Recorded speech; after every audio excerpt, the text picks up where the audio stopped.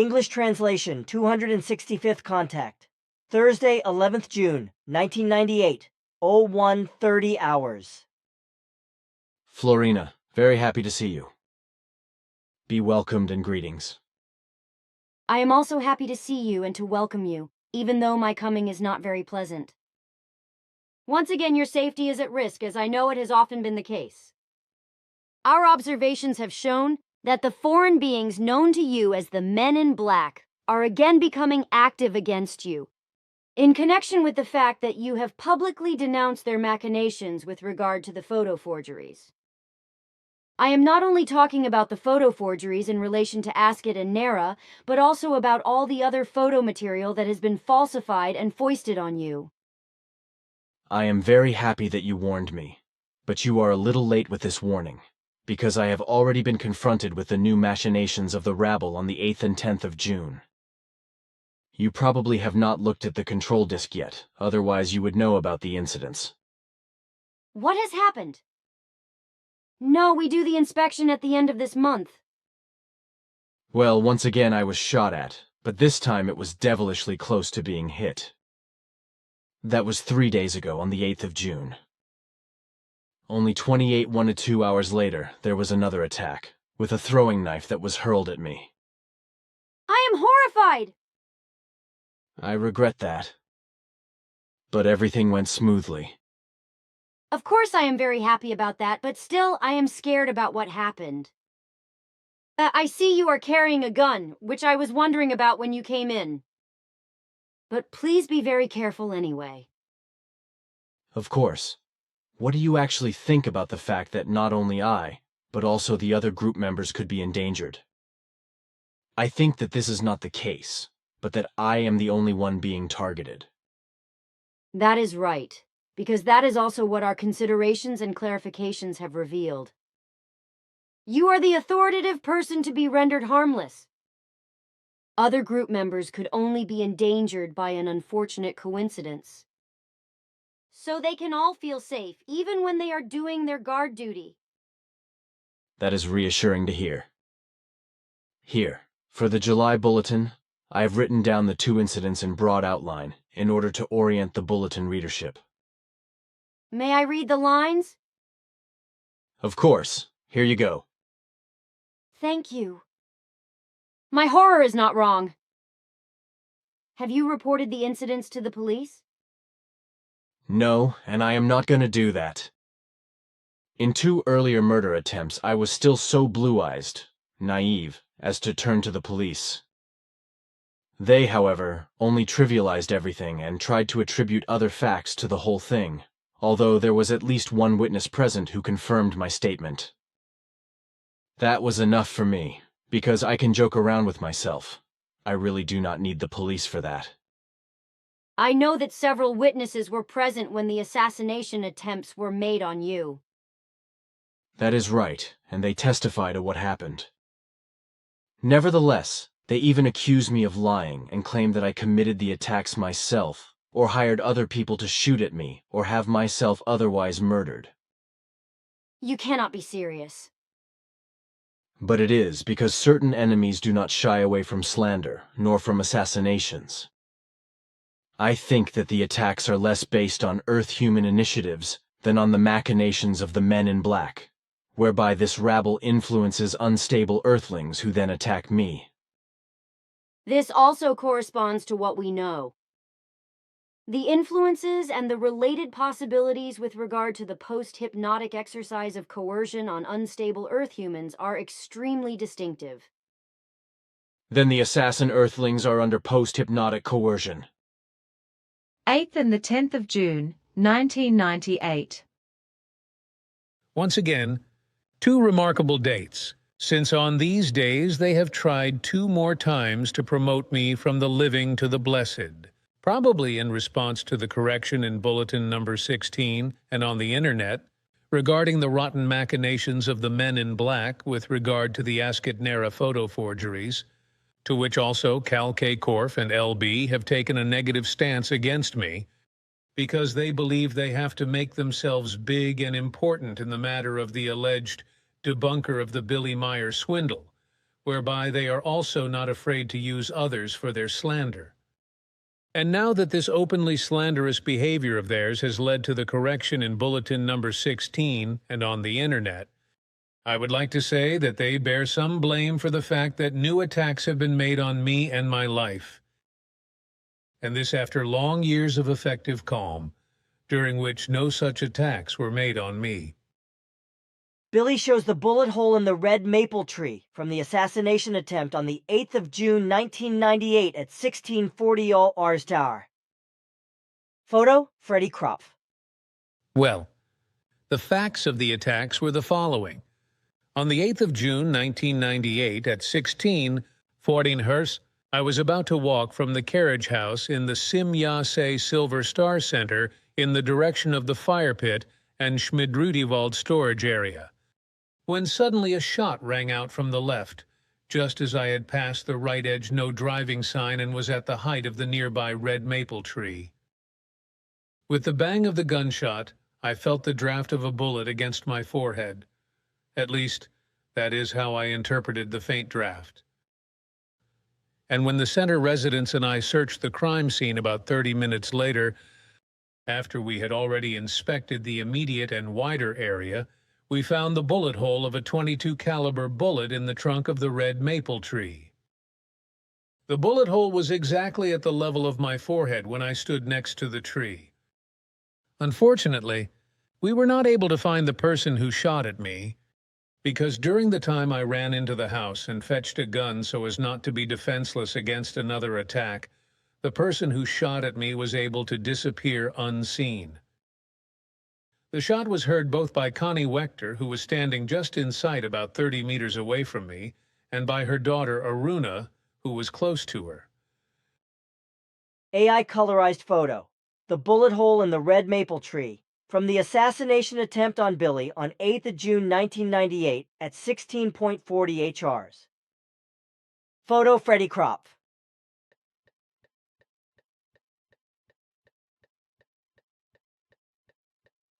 But the shot was also heard by Eva Bieri in her office, as well as by Davide Turla, a passive member, at the Schmidrutiwald campsite about 50 meters away. Connie Wechter was therefore in direct line of sight of me and could observe me closely.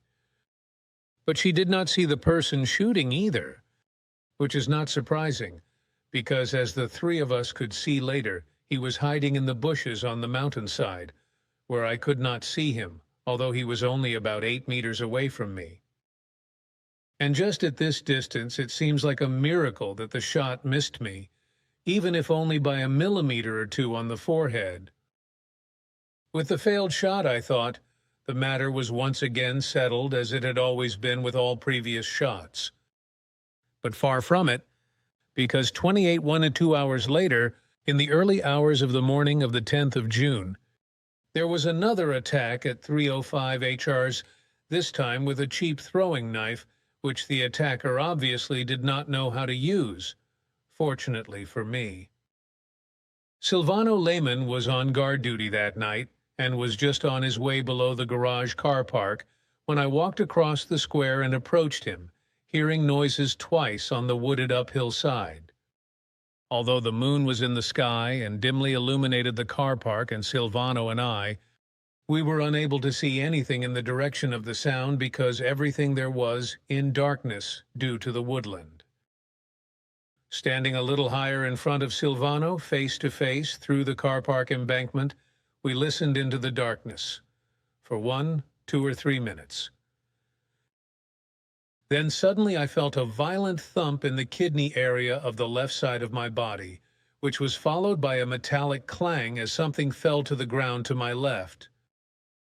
Of course, as I had my torch in my hand, I immediately shone it on the ground to see what had hit me and fallen to the ground.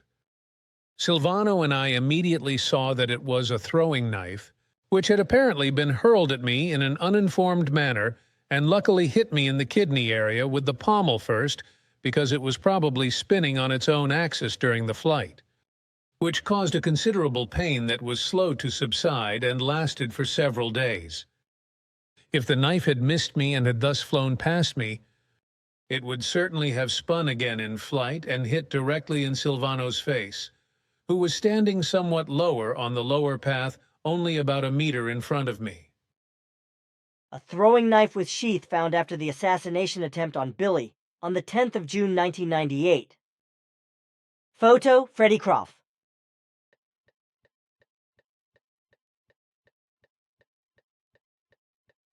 When we immediately flashed our lamps and illuminated the darkness on the mountainside and very quickly searched the footpath there, we could already find nothing. However, except for the obviously lost throwing knife sheath. Because obviously the knife-throwing person was quicker with his disappearance than we were. Because after all, we first had to walk 10 meters before we reached the footpath. 10 meters, which was also the distance over which the throwing knife was hurled at me. What I can say about it is only this.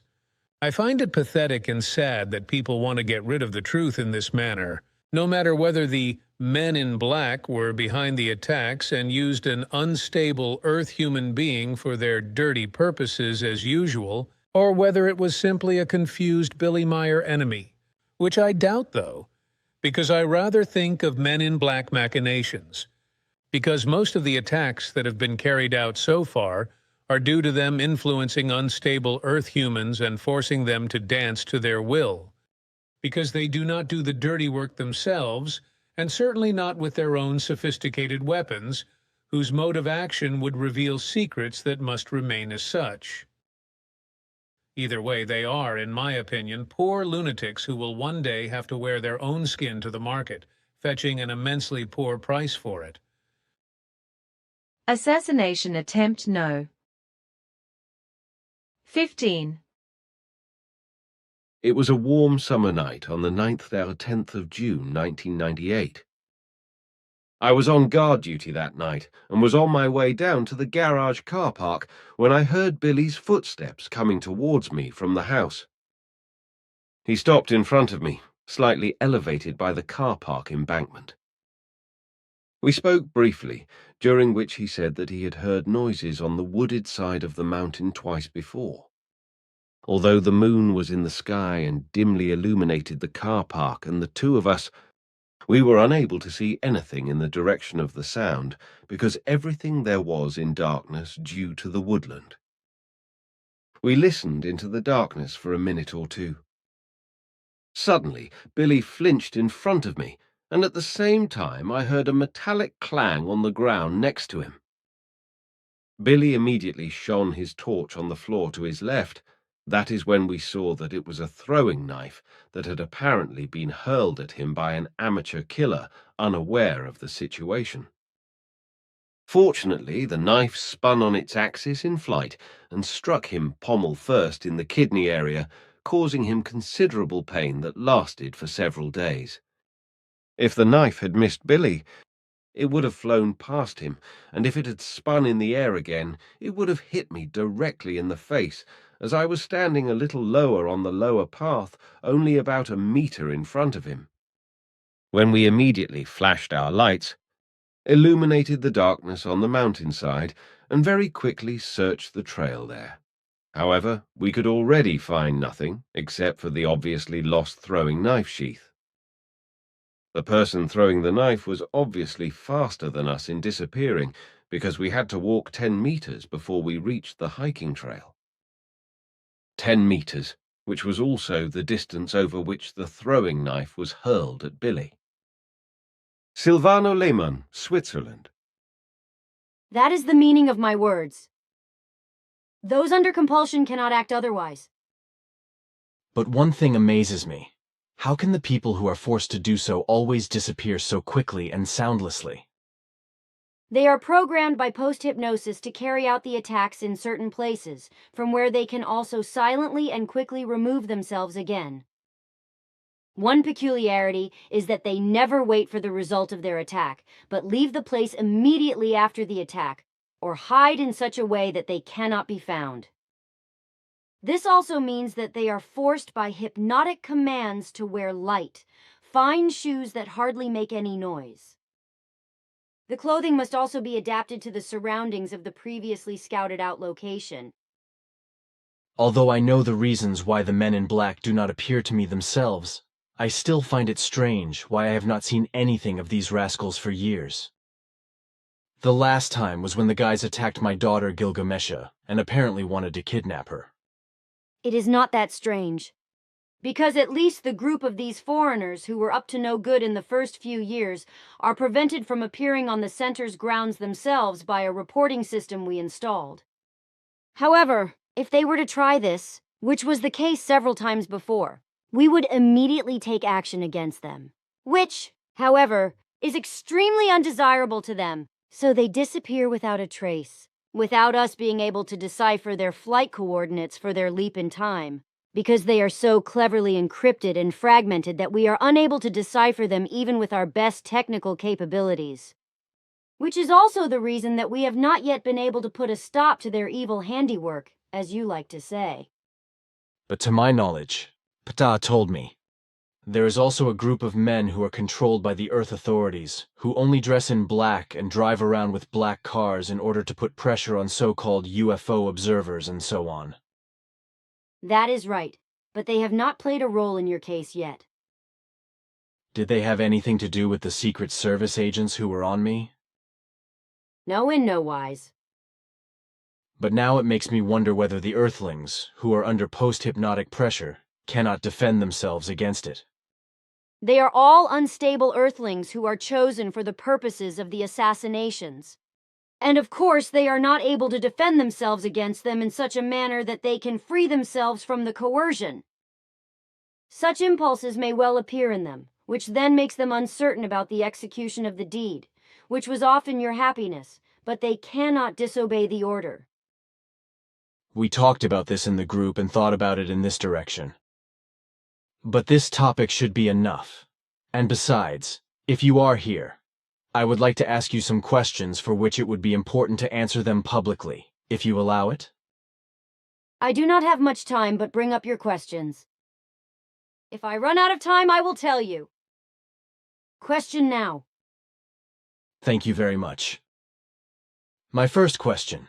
Are you oriented about the connections of the TWA 800 crash in July 1996? Do you know what I am talking about? Of course I understand. Yes, I know the connections. What is your question? Here I have a newspaper article from 27.5. 1998. It comes from the Blick, a tabloid. Please read it here. I can only explain that we have clear records that clearly prove that the plane was hit by a missile that was supposed to shoot down the TWA 800 for defense reasons, because a misinterpretation led to the assumption that the plane was an unknown and hostile object. The missile, however, did not explode due to a malfunction of its detonator, but merely tore a hole in the aircraft and continued to shoot, only to fall somewhere into the sea. Due to circumstances unknown to us, a sparking mechanism must have been created when the projectile hit, which caused the aviation fuel to explode. It may be natural for someone to have brought a bomb aboard the TWA, but it certainly did not explode, if there was a bomb aboard at all. Our records did not mislead us, nor did our investigations, to the effect that the missile projectile was the cause of the aircraft being damaged and then caused to explode by a sparking mechanism. If the story about the man applies as it is set out in the written, then at least not in the sense that his bomb, if there actually was one, exploded. If such a bomb actually existed, then it must either have been found by the salvage crews or thrown out somewhere into the sea where it was not found. Then I have another question about the South American group that works around with Earth-made flying discs. Always assuming you know about these things and can answer my questions. Of course, I am aware of the concerns you have mentioned, precisely with regard to the South American group, because all of us who have to fulfill our tasks here on and around the Earth have to learn all the important things and connections. Well, then I have a reader's question for one of the next bulletins, which I answered according to my knowledge. Now, I would like to ask you if my answer was correct or not, and if there might be something that needs to be added. If you want to read through everything, please. But that should be the last for today, because afterwards I have to turn again to my other duties. Reader's question. What happens to the knowledge from the research and construction of the successor flight discs of the German South American group, which consists only of men, if one day the group no longer exists due to the death of its members? If these men live so far back and have no contact with other people outside their area, then they have no successors who could continue or end their experiments technical in nature. Will the Plejaren later eliminate these machines, or what happens to this legacy? One can only hope that this technology will not fall into the wrong hands. Can you make a statement about the technological lead compared to today's conventional drives? How great are the successes of this group in researching these alternative drives? Cătălin Morarescu, Germany. Answer today. The South American group exists only as a small and closed community of old men who are decimated from year to year by their death and do not pose any danger to the world, not even with regard to their technology. The leading technical minds died a long time ago, the last of them about 15 years ago. The rest of the workforce was made up of auxiliaries and fanatical leaders who, in terms of technical developments, must be called zero forces. Even workers who were responsible for the maintenance of the technical equipment and aircraft, etc., have not existed for quite some time, which of course means that most of the equipment and aircraft have already been destroyed, so that in 1996 there were only 2 operational aircraft left, which at that time also had serious defects. Regarding the plans for the flying discs, it has to be said that these were already destroyed in the 60s by certain circumstances, about which I can give no information at all. As far as discarded aircraft are concerned, the following factors must be taken into account. Various flying discs were completely destroyed in crashes, to such an extent that no technical knowledge can be gained from them, should they ever be found. The reason for this total destruction was a self-destruct mechanism that is built into every flying disc, even the 2 that existed at least in 1996. The self-destruction was so effective that it completely shredded the flying disc and practically tore it apart when the self-ignition was triggered. The self-destruct mechanism has been an integral part of the flying disc since the beginning of its existence, very cleverly constructed and deadly safe. A flying disc could never and should never be left unattended because otherwise it would automatically destroy itself. In this consequence, a guard always had to remain on board the aircraft in order to prevent the self-destruction of the flying screen, because the self-destruction mechanism was constructed in such a wise that no treason could be practiced and no escape could be made. Once the self-destruct mechanism had been activated, it could not and cannot be deactivated in such a wise that the self-destruction of the flying disc could have been prevented. A prevention of the self-destruction was and is only possible for 60 minutes at a time, after which the self-destruction automatically starts, if not caused by a complicated sensor, which could only be or can only be influenced in a certain manner, another 60 minutes delay. However, this meant and still means today, when the remaining 2 flying discs still exist, that day and night, a guard person remains in the aircraft and has to calm down the self-destruct mechanism every hour and thus influence it. If this does not happen, the mechanism becomes active and can no longer be stopped, completely destroying and tearing apart the aircraft. This also eliminates the danger that is mentioned in the question of what happens to all technology, as a legacy, so to speak, when the last of the South American group blesses the beyond. The technique of self-destruction is certainly not new, but its nature and function are based on a high level of technical and electronic development. And the facilities of the South American group base are also equipped with such self-destruct mechanisms, so that all facilities are completely destroyed if the delay mechanism is no longer activated. However, hardly anyone will notice this when the time comes, because the group's facilities are well camouflaged in previously unexplored areas of the jungle rainforest. So there is no reason to fear that the technology of the group will fall into other hands. Billy. Your answer explanation is appropriate. It has to be said, however, that of all flying discs, only one is left, which, however, already has flight-inhibiting defects and will probably be destroyed within the next few months. It is not necessary to say more about this. Thank you very much. Then I do not have any more questions. Then goodbye, and be really careful. Goodbye. I will be really careful.